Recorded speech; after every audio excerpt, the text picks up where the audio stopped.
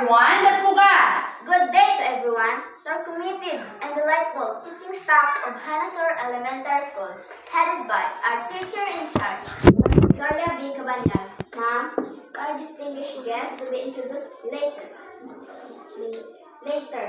To our active barangay officials, headed by Honorable Michael L. Santiago Sr.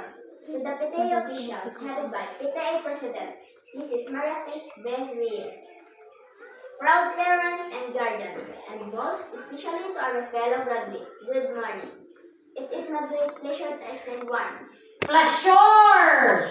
Pleasure. Pause. Liwat. It is my great pleasure to Pleasure. Pleasure.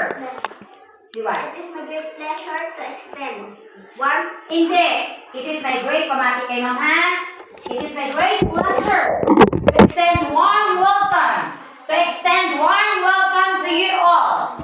Diretso, liwat. It is my great pleasure to extend warm welcome to you all. We are happy to see you all here today.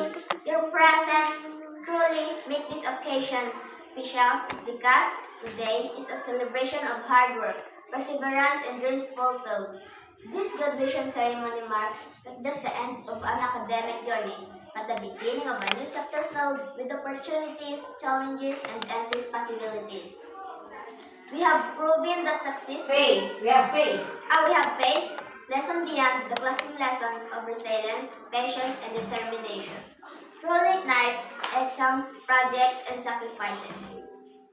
We have proven that success is achieved through effort and courage.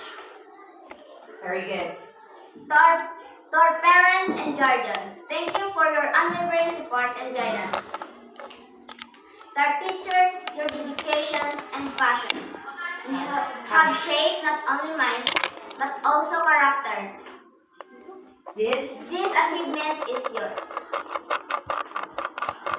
As we formally open this graduation ceremony. As we formally open, diretso. As we formally open this graduation ceremony, may this day inspire us all to continue striving for excellence, And to carry.